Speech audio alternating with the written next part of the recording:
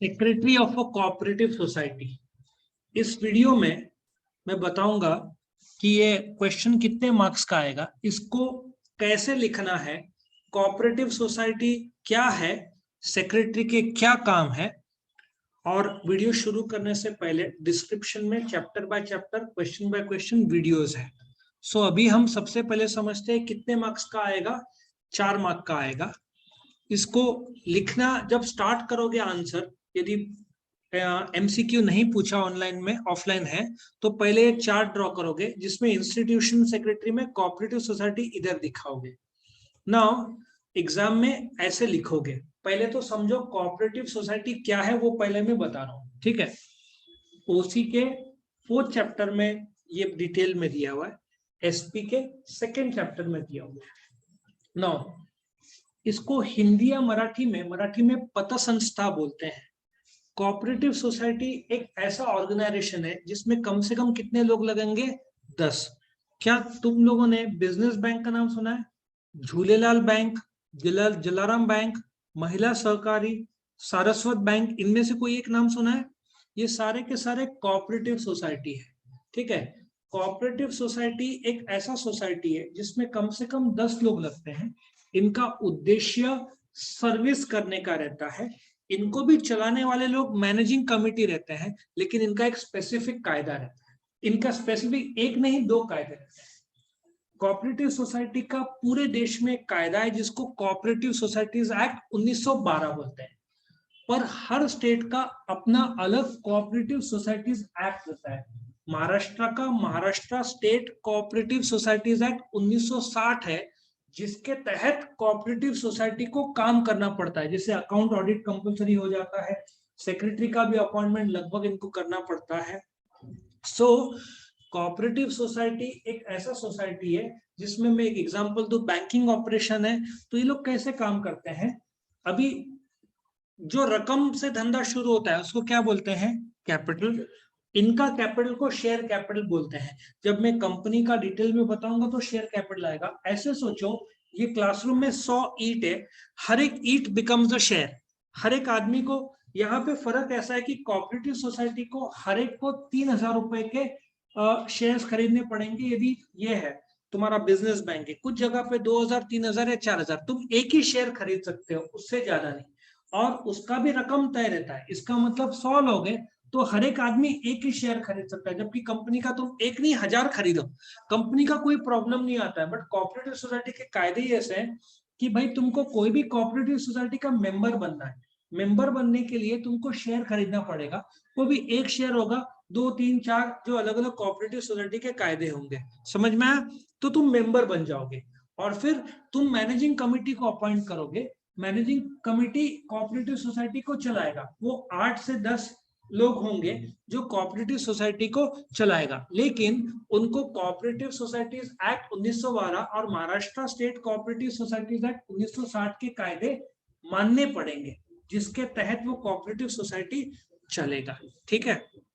आजकल नए नए बिल्डिंग्स जो रहते हैं उसमें भी हाउसिंग कोऑपरेटिव, सुना है हाउसिंग कोऑपरेटिव, उसमें 10 के ऊपर लोग रहे तो वो लोग कोऑपरेटिव सोसाइटी बना लेते हैं। तो क्या फायदा होता है कि कोई भी नया मेंबर आएगा तो उस या किसी पुराने मेंबर ने बेचा तो नो ऑब्जेक्शन सर्टिफिकेट लगता है। इसका मतलब कि कोई मेंटेनेंस किसी ने दिया नहीं और एनओसी नहीं दिया कोऑपरेटिव सोसाइटी ने, तो वो बेच नहीं पाएगा, तो कंपलसरी हो जाता है। इसकी वजह से सब लोग को मेंटेनेंस देना ही पड़ता है, कोई भाग नहीं सकता क्योंकि उसके साइन के बिना वो होगा नहीं। तो आई होप तुमको समझ में आया कि कोऑपरेटिव सोसाइटी एक ऐसा संस्था है जिसका ओनरशिप, मैनेजमेंट और कंट्रोल खुद मेंबर्स करते हैं on the basis of cooperation. Cooperation क्यों? जैसे एक अन्न का भी, फूड का भी पीपल्स कोऑपरेटिव सोसाइटी या ऐसे कुछ अपना बाजार कुछ तो बना दिया। तो ये लोग क्या करते हैं, ये लोग गेहूं एक साथ लेकर आएंगे और अपने ही मेंबर्स को सस्ते में देते हैं। जैसे आई थिंक तुम्हारा समाज में खाना समाज के लोग को जाता है, तो वैसा ही है कि जो सब लोग मिलकर कंट्रीब्यूट करते हैं, साल में कंट्रीब्यूशन होता है और फिर उस पैसे से उन समाज के लोग को ही टिफिन शायद जाता है ना दोपहर को समाज का। तो सेम लॉजिक इधर भी अप्लाई होता है कि लोग कंट्रीब्यूशन लेते हैं, उससे अलग अलग बेचने के वस्तु लाते हैं, मार्केट प्राइस से सस्ते वाले दाम में ये लोग बेचते हैं, क्योंकि इनका उद्देश्य प्रॉफिट नहीं रहता है, सेवा रहता है। इंट्रोडक्शन। सो आई होप समझ में आया कि ये जो कोऑपरेटिव सोसाइटी है, इसमें मेंबर्स रहते हैं।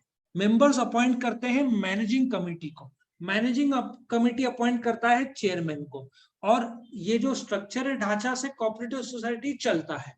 इनको अकाउंट्स मेंटेन करना पड़ता है कायदे से, और फिर उस अकाउंट्स का ऑडिट होता है, चार्टर्ड अकाउंटेंट कर सकता है, और वो चार्टर्ड अकाउंटेंट सोसाइटी का मेंबर नहीं होना चाहिए, बाहर का आदमी होना चाहिए। तो इसमें सेक्रेटरी का क्या रोल है? पहली बात तो मैनेजिंग कमिटी अपॉइंट करता है सेक्रेटरी को, क्योंकि एक तो सेक्रेटरी को कोऑपरेटिव सोसाइटीज एक्ट 1912 और Maharashtra state cooperative societies act 1960 के कायदे पता होने चाहिए, क्योंकि उस पर अकाउंट्स मेंटेन नहीं किया तो गवर्नमेंट की तरफ से प्रॉब्लम होती है, क्योंकि गवर्नमेंट, तुम टैक्स भर नहीं रहे हो, ठीक है ना, और तुम्हारा कलेक्शन मेंबर से लाखों रुपए हो रहा है, तो कहीं फ्रॉड तो नहीं हो रहा है, तो गवर्नमेंट बहुत सख्त है इस मामले में। कॉर्पोरेट सेक्रेटरी का प्रिस्क्राइब्ड क्वालिफिकेशन नहीं है, लेकिन इट इज एक्सपेक्टेड कि सेक्रेटरी को कोऑपरेटिव सोसाइटी के जो कायदे मालूम हो। कोऑपरेटिव सोसाइटी का कोई एग्जाम नहीं है, बट नॉलेज जरूरी है। अब नॉलेज क्यों जरूरी है? जैसे कि कोऑपरेटिव सोसाइटी एक्ट ने बोला कि मैनेजिंग कमेटी या जो चेयरमैन और मैनेजिंग कमेटी की मीटिंग्स हर 3 महीने में एक बार होना चाहिए, तो वो रखना ही पड़ेगा। साल में एक बार सारे मेंबर्स का मीटिंग साल में एक बार तो रखना पड़ेगा, नॉर्मली एनुअल मीटिंग या जनरल बॉडी मीटिंग बोलते हैं, वो रखना ही पड़ता है, उसको तुम बाईपास नहीं कर सकते, ये कायदे हैं, ठीक है ना। ये कायदे बाईपास किया तो कोऑपरेटिव सोसाइटी एक्ट की तरफ से लाइसेंस कैंसिल भी हो सकता है जो दिया हुआ है, रजिस्ट्रेशन कराना पड़ता है। रजिस्ट्रेशन कौन करता है? Registrar of cooperative society. तो अपॉइंट कौन? मैनेजिंग कमेटी सेक्रेटरी को अपॉइंट करता है। सेक्रेटरी को एक्सपेक्टेड है कि कोऑपरेटिव सोसाइटी के जो कायदे हैं उसका नॉलेज हो, और क्वालिटीज सब जगह सेम है, एडेप्टेबिलिटी। और कोऑपरेटिव सोसाइटी में देखा गया बहुत सारा पॉलिटिक्स होता है, तो सेक्रेटरी को तो सबको संभालना पड़ता है, चेयरमैन, मैनेजिंग कमेटी, मेंबर्स, और उसमें जबरदस्त ग्रुप्स बन जाते हैं ऑपोजिशन के, सब अपने अपने चेयरमैन चाहेंगे, तो उसमें बहुत पॉलिटिक्स रहता है इस फील्ड में, तो सेक्रेटरी को बहुत संभालना पड़ता है दोनों साइड को, या कभी कभार 3-4 ग्रुप भी बन जाते हैं कोऑपरेटिव सोसाइटी में, संभालने का बहुत बड़ा जवाबदारी रहता है। अब काम क्या रहेगा सेक्रेटरी का? मैंने जैसे बताया, एक्सपर्ट इन कोऑपरेटिव लॉज, क्योंकि लॉज का उल्लंघन मतलब पेनल्टी और रजिस्ट्रेशन भी कैंसिल कर सकता है गवर्नमेंट, यदि गवर्नमेंट को लगा कि ये गड़बड़ी कर रहा है। तो पहले तो कोऑपरेटिव लॉज का, जिसमें महाराष्ट्र कोऑपरेटिव सोसाइटीज एक्ट 1960 और कोऑपरेटिव सोसाइटीज एक्ट 1912 का नॉलेज जरूरी है। दूसरा, कनेक्टिंग लिंक, किसको कनेक्ट करती है? मैनेजिंग कमेटी, ठीक है, मैनेजिंग कमेटी और मेंबर्स के बीच में सेक्रेटरी आती है, या आता है। एडवाइजरी, उसका काम है मैनेजिंग कमेटी को एडवाइस करना कि अभी मीटिंग रखो, जैसे मैंने बताया कि अभी रेट ऑफ इंटरेस्ट डाउन है तो कार लोन सस्ता करो, या हमारा जैसे बिल्डिंग रहा तो दिवाली का फंक्शन रखो, ऐसे होते रहते programs. Implement decisions, the moment decision लिया कि चलो डिविडेंड, शेयर होल्डर्स को, जो भी मेंबर्स है उनको, उन्होंने 3,000 डाला तो 400-450 रुपए का डिविडेंड मिलता है।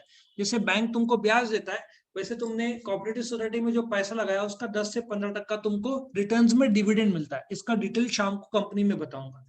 सो डिसीजन में डिविडेंड देना हो, मीटिंग्स अरेंज करना हो, मीटिंग में हॉल बुक करना हो, चेयर्स, खाना, नोटिस भेजना हो, ईमेल करना हो, व्हाट्सएप ग्रुप में डालना हो, ये सब करना पड़ता है। कंडक्टिंग करस्पॉन्डेंस किसके साथ होगा? चेयरमैन, मैनेजिंग कमेटी और मेंबर्स, गवर्नमेंट के साथ, इनकम टैक्स के साथ। इनकम टैक्स में भी रिटर्न तो जाएगा ही, वो भले ही माफ है लेकिन करना पड़ नहीं। अरे काय का माफ है? कोऑपरेटिव सोसाइटी को टैक्स लगता है 10,000 तक 10% है, 20,000 तक 10,000 के ऊपर 20,000 तक 20%। तो कोऑपरेटिव सोसाइटी को टैक्स माफ नहीं है। किसको माफ है? रोटरी क्लब, वो जो नॉट फॉर प्रॉफिट एसोसिएशन को माफ है, कोऑपरेटिव सोसाइटी को माफ नहीं है। कंडक्टिंग मीटिंग, इसमें भी 2 प्रकार के मीटिंग्स होंगे, एक जनरल बॉडी जो मेंबर्स के मीटिंग्स होंगे और एक कमिटी के होंगे। सो इस प्रकार से secretary of cooperative society. Lecture पसंद आया, वीडियो पसंद आया तो लाइक करना, फ्रेंड्स के साथ शेयर करना और चैनल को सब्सक्राइब करना। Thank you for watching.